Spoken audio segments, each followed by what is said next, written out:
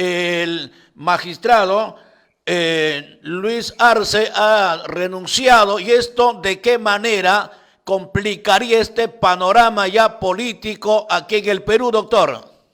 Bueno, estamos en medio de un caos, ¿no? Y esto era previsible, se veía venir. A ver, lo primero que tenemos que tomar en cuenta es que el poder caviar comunista rosado tiene el control del Estado a partir del año 2000. Ellos han sido los facilitadores de la relativización del trato contra el Sendero Luminoso. Esta flexibilización permitió que el Sendero también reconstituya sus cuadros y empiece a participar políticamente como órgano de fachada. Pero se toma el control del sistema de justicia. Y con el expresidente Vizcarra, se arremete contra la fiscalía, y la percepción que se ha tenido desde entonces es que la fiscalía se ha convertido en una policía política, algo que no debe ocurrir jamás, porque la policía, el Ministerio Público reacciona desde los impulsos del Ejecutivo y no se ha notado transparencia ni imparcialidad en sus investigaciones. Pero también por cuestiones de oportunidad, como vamos a ver dentro de un momentito, siempre tiene acciones dentro de un plan, porque no se puede concebir de otra manera. Entonces, lo primero que se hizo fue frustrar las elecciones en el Colegio de Abogados de Lima, y con eso se impidió que el colegio nombrara a su representante ante el Jurado Nacional de Elecciones. Como en la historia de los cuellos blancos, se destituyó a todos los miembros del Consejo Nacional de la Magistratura, que nombra al jefe de la OMPE, pero que tiene el control de los vocales supremos y de los fiscales supremos. Entonces le cambian la Constitución para cambiarle de nombre, pero no de funciones esenciales. ¿Y quién nombra al actual jefe de la OMPE? Esta Junta Nacional de Justicia, con todos los antecedentes que tenía el señor Crobeto como veedor del Perú en Venezuela, y que a él le parece una maravilla en las elecciones de Venezuela. El otro tema es que entonces, teniendo la Corte Suprema a su favor, nombra a la Corte Suprema un representante, teniendo el Ministerio Público, nombra a su representante, y luego del proceso que llevó adelante el SUNEDU, era evidente que las nuevas autoridades tenían que estar del lado del Ejecutivo. Entonces las universidades privadas nombran a su representante y las universidades nacionales nombran a su representante. Y tenemos un Jurado Nacional de Elecciones endeble, timorato, que busca las formalidades y no enfrenta los vacíos legales, porque su gran misión constitucional es garantizar que en el proceso electoral el voto popular sea respetado y que se demuestre que este ha sido emitido con todas las garantías de manera idónea y objetiva. Ese es el primer tema. Por lo tanto, ahora, con las denuncias de fraude en mesa, que era lo que siempre hacían, pero nadie se daba cuenta de la magnitud, porque ahora hay una guerra política con la que esto desnaturalizó las elecciones, y veníamos nosotros ya durante varios procesos mirando cómo por fracciones de décimas teníamos presidentes, y cada día el país se volvía más ingobernable. Entonces, cuando empiezan las denuncias, el Jurado Nacional de Elecciones debió aplicar el principio y no buscarle vacíos a la ley. Y el principio es simple, ¿no? Si uno va a votar y firma y pone su huella digital, cuando comienzan a aparecer indicadores de múltiples, homogéneos, concurrentes, de que eso se ha alterado, pues el Jurado Nacional de Elecciones simplemente tenía que contrastar las firmas y la huella, porque por eso uno cuando vota firma y deja su huella digital.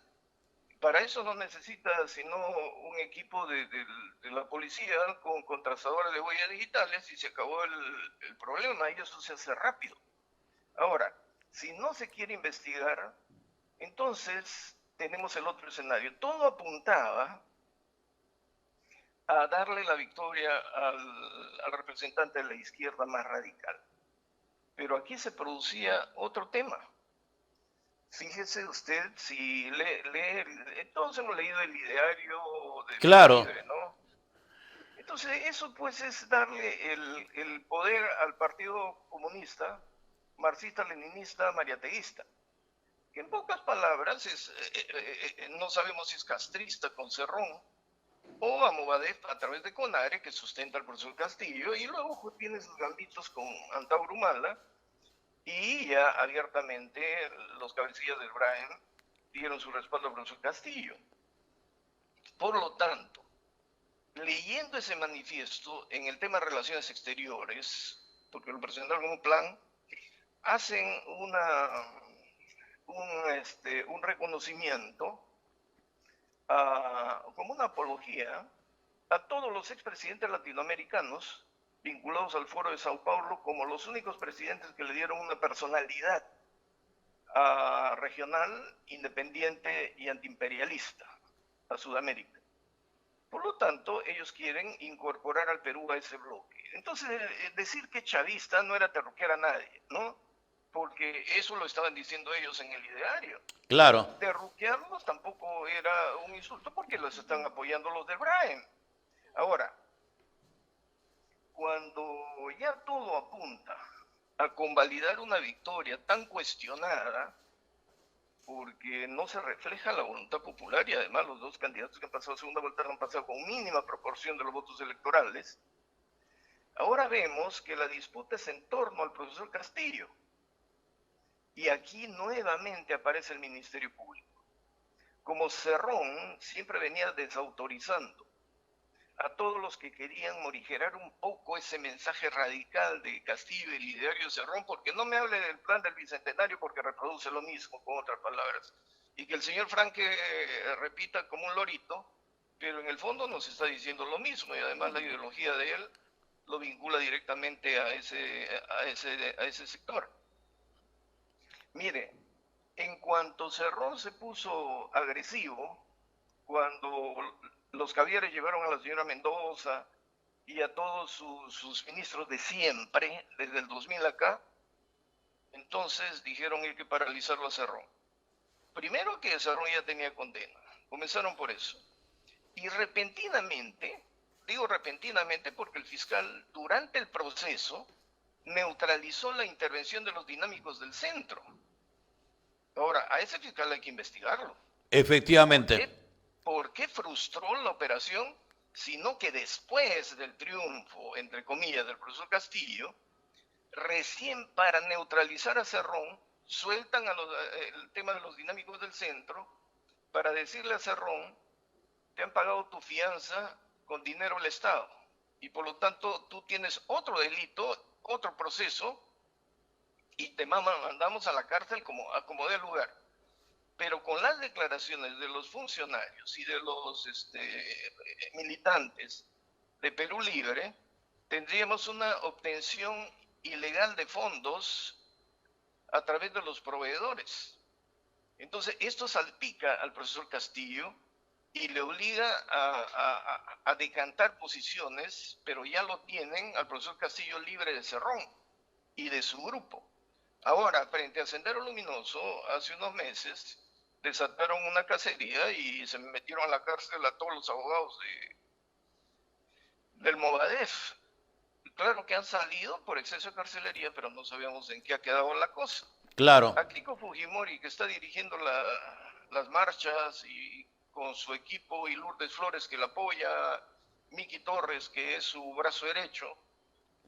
Doctor, ahora yo quiero retroceder un poco para aclarar esta situación del Jurado Nacional de Elecciones y el Colegio de Abogados de Lima, que son 2 años que hasta el momento no se tiene pues un integrante del Colegio de Abogados que tiene que representar y formar parte pues de esa junta del Jurado Nacional de Elecciones. Doctor, y esto para ti que estás tiene mucho conocimiento, ¿a qué se debería todo esto de que no se quiere llevar elecciones para poner a un integrante al Jurado Nacional de Elecciones. ¿A qué se debe todo esto? ¿Cuál sería tu punto de vista respecto a esto? No, yo estoy diciendo que esto es un juego de poder político y el poder político ha tomado, ahora sí, no me quepa la menor duda, el control del sistema de justicia, porque simplemente judicializó las elecciones del Colegio de Abogados de Lima a través de impugnaciones judiciales que interpusieron una o dos personas. Y en esos procesos obtuvieron medidas cautelares para suspenderlo todo. Y con esas medidas cautelares que se demoraron más de un año, 2 años y no sabemos en qué está, se frustró y entonces ahora nosotros vemos, si no querían al representante del Jurado Nacional de Elecciones, el señor Salas Arenas tenía doble voto, ¿no? Porque estaban en números pares, porque deberían ser impares. Pero el fiscal supremo parece que no ha querido someterse más a esta situación y acaba de declinar. Por lo tanto, quien va a decidir todo sería el señor Salas Arenas. Oiga, esto ya está deslegitimado. Entonces, ni tendría legitimidad el proceso y no tendría legitimidad el que resulte elegido, porque todo apunta a una manipulación. Ahora, yo lo que estaba haciendo era el contraste entre la conducción del proceso con funcionarios ya previamente direccionados y con una consigna, ahora con el proceso para aislar al profesor Castillo de los sectores radicales. Ya ve, ya metieron a Cerrón por ahí, a Keiko Fujimori no la metieron a la cárcel, pero le dijeron no te comuniques con Floretano ni con Miki Torres, y por lo Claro. tanto, Doctor, ahora ya no está saliendo. ahora el doctor Luis Arce, el magistrado Luis Arce, hace en su carta mención pues del Poder Judicial, Ministerio Público y otras instituciones como la Junta Nacional de Justicia, de que legalmente sería pues un tema que él ha podido observar y por eso su renuncia para evitar también formar parte de esta estrategia que quieren hacer. ¿Usted cree que es verídico todo esto, lo que él afirma, o simplemente es como quiere lavarse la mano y zafarse todo esto? Mire, él tendrá sus razones, pero yo antes de que se produzca la declinación de este señor, yo escribí mi artículo que se publica hoy en el Diario Expreso, haciendo el contraste, ¿no?, que estoy desarrollando, porque a mí me parecía todo esto direccionado. Ahora que alguien desde adentro diga que el Jurado Nacional de Elecciones no está resolviendo con imparcialidad, sino con intereses ya preconcebidos en un plan preelaborado, entonces esto además es delito, ¿ah? No solamente infracción constitucional, sino que es delito. Y yo le he mencionado que la Junta Nacional de Justicia proviene ¿de dónde? De las modificaciones que se hicieron a partir de las presiones del señor Vizcarra y los juegos políticos del señor Vizcarra. Pero mire usted la conformación de la Junta Nacional de Justicia, son todos exministros, casi todos, desde la época toledista hasta acá. Entonces ellos no tienen imparcialidad tampoco. Ahora la Corte Suprema nombra al señor Salas y las universidades con la SUNEDU ya tenían a sus candidatos. Ahora el problema va a ser que las universidades, por ahí ya estoy leyendo, que es posible que las universidades privadas también le quiten el respaldo a su representante. Entonces la situación es caótica en el país, porque este Jurado Nacional de Elecciones ya perdió legitimidad, ya perdió autoridad, ya perdió respeto, ya perdió credibilidad, no hay transparencia y tenemos miles de cuestionamientos. Ahora, yo recuerdo que el fiscal supremo Tomás Gálvez hacía mención, ¿no?, de que el Poder Judicial y todos los órganos que tienen que ver con el tema de administrar justicia estarían pues politizados, ¿no? Han perdido la institucionalidad. Entonces, ¿usted cree que también esto tendría referencia a lo que está ocurriendo hoy día, doctor? Pero claro, le estoy diciendo que no es coincidencia, no es ninguna coincidencia, que justamente cuando se están discutiendo cosas y hay que definir posiciones, aparece la utilización del sistema político para los objetivos de los que quieren poner al profesor Castillo en el poder. Primero han neutralizado a Cerrón con los dinámicos del centro. Ya le expliqué. Han neutralizado a Keiko Fujimori pidiendo su detención, pero le dicen no te meto a la cárcel, pero no te reúnas con Lourdes Flores ni con Miki Torres, si no estés haciendo tonterías, ni moviéndote, ni hablando con nadie. Con eso pretenden neutralizar la marca. Claro, pero ahora, ante este tema, ante este panorama tan incierta y complicada, ¿cuál sería la salida o qué esperamos de todo ello? ¿Qué sorpresa más vendrá o en qué terminamos, doctor? Mire, así como vamos, todo apuntaría a nulidad de elecciones, ¿ah? Porque se ha desmoronado el aparato estatal. Entonces la situación no es fácil. El Congreso va a tener que discutir alguna interpretación y salida política, porque no solamente se ha actuado judicialmente contra los que le estoy mencionando, Claro. sino Julio Guzmán, el impresentable, fue y se dio aire de tener una autoridad que no tenía, ungió como ganador al profesor Castillo, pero después Cerrón le lanzó un tuit diciendo que se ha ido a pedir Ministerio de Economía, Superintendencia de Banca, Banco Central de la Reserva, y le han dicho su vida, pero justo ahí le activan también el pedido de impedimento de salida del país. Entonces, a todo el que se está metiendo y que estorba, simplemente impulsan actos del Ministerio Público, del Poder Judicial.